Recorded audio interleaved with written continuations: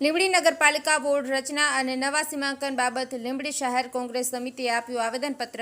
લીંબડી નગરપાલિકા વિસ્તારમાં વોર્ડ રચના અને વોર્ડનું સીમાંકનનો ફેરફાર થવા જઈ રહ્યો છે અને શહેરમાં 9 વોર્ડ અને 36 સીટો થવાની છે। લીંબડી શહેર કોંગ્રેસ સમિતિની માંગણી છે કે નિયમ અનુસાર બ્લોકની સાથે વોર્ડ રચનાની કામગીરી કરવામાં આવે તેમજ વોર્ડમાં ફેરફાર કરવામાં આવે। દરેક વોર્ડમાં એક જ સરખો નિયમ લાગુ કરવામાં આવે। જ્યારે વધુમાં લીંબડી શહેર કોંગ્રેસ પ્રમુખે જણાવ્યું હતું કે વોર્ડમાં સીમાંકનની હદ અને જ્ઞાતિઓના સીમાકરણ ધ્યાનમાં રાખી જે ફેરફાર કરવામાં આવે એ જ પ્રમાણે દરેક વોર્ડમાં ફેરફાર થાય તેમજ એક વોર્ડમાં ગોળ અને બીજા વોર્ડમાં ખોળ એવી નીતિ ન અપનાવાય તેનું ધ્યાન રાખવામાં આવે। સરકારી પરિપત્ર મુજબ કામગીરી થાય તેવી અમારી માંગણી છે। અગાઉ નગરપાલિકામાં 9 વોર્ડ હતા અને એ 9 વોર્ડની ચૂંટણી નિયમ મુજબ થતી હોય છે તો તે વોર્ડ રચના મુજબ 9 વોર્ડની ચૂંટણી હાલમાં કરવા માંગણી કરી છે।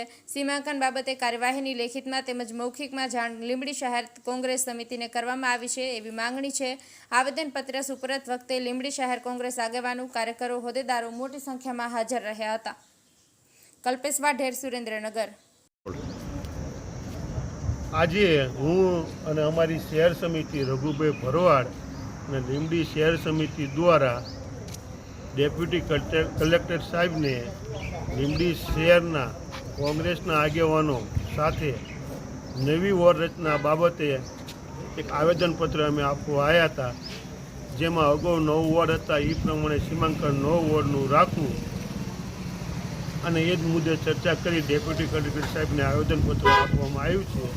લીંબડી શહેર કોંગ્રેસની ટીમ એ વોર્ડ રચના બાબતે મક્કમ હોય અને જો એ પ્રમાણે વોર્ડ રચના કરવામાં નહીં આવે તો હાઈકોર્ટ સુધી લડવાની પણ તૈયારી અમે બતાવી છે।